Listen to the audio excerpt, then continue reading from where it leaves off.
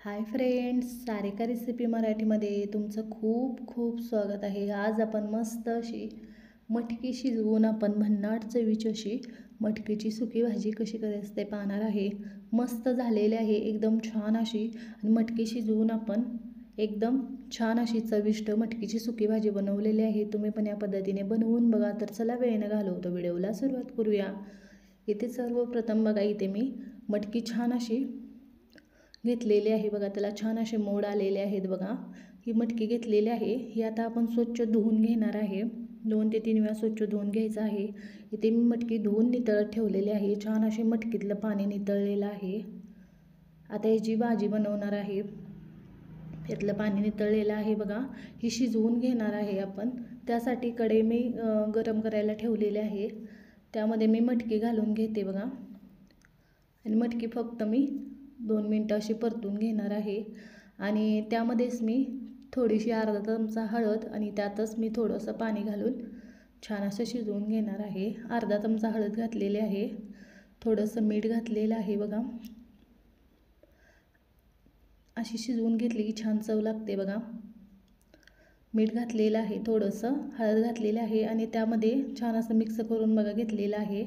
हळद आणि मीठ घातल्यानंतर आणि त्यामध्ये थोडंसं शिजण्यापुरतंच पाणी घालणार आहे बघा. अंदाजे अर्धा ग्लास मी यामध्ये पाणी घातलेलं आहे. तुम्ही बघू शकता एकदम थोडंच पाणी आहे. मिक्स करून घ्यायचं आणि याच्यावर मी झाकण ठेवून छान असं मटकी शिजवून घेणार आहे. झाकण ठेवून 10 मिनटं आपल्याला छान असं याच्यावर झाकून ठेवायचं आहे. 10 ते 15 मिनटं. इथे बघा 15 मिनटं छान असं झालेले आहेत. आता आपण उघडून बघा, मध्ये हलवून घ्यायचं फक्त झाकून ठेवल्यानंतर. इथे बघू शकताय 15 मिनटानंतर छान असं पाणी यातलं आटलेलं आहे बघा. आणि मटकी पण छान अशी शिजलेली आहे बघा. एवढीच आपल्याला शिजवून घ्यायची आहे बघा. आपण नंतर मसाला घालून शिजवून घेणार आहे. छान मटकी शिजलेली आहे. मी काढून घेते बघा यातली. त्याच कढईमध्ये मी भाजी बनवून घेणार आहे. त्या कढईमध्ये बघा मी एक छोटी पळी तेल घातलेलं आहे.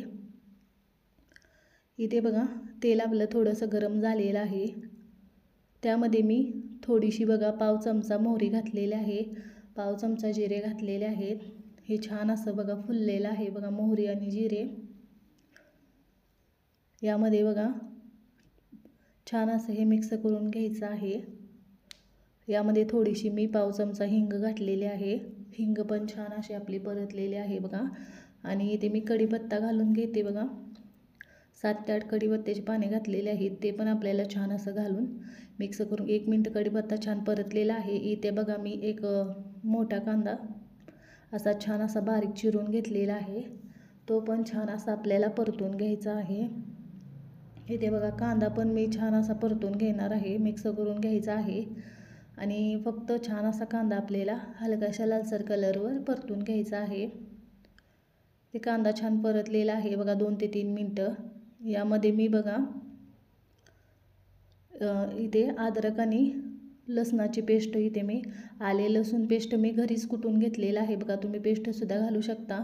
मी इथे 10 ते 15 लसणाच्या पाकळ्या आणि अर्धा इंच आलं असं हे छान असं कुटून घेतलं होतं. ते पण छान असं परतून घेतलेलं आहे बघा.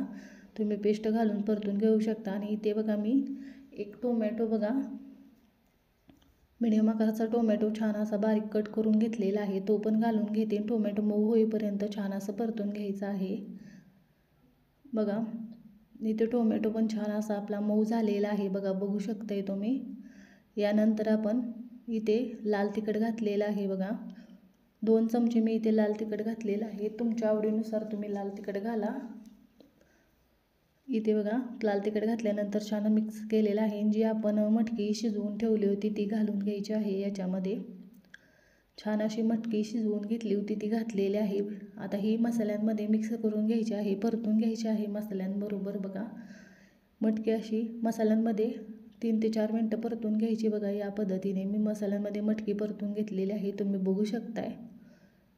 आणि यावर आता चवीनुसार मीठ घालायचं. आपण मटकी शिजताना सुद्धा मीठ घातलं होतं, त्या अंदाजनेच मीठ घालायचं आहे. थोडं मी मीठ घातलेलं आहे.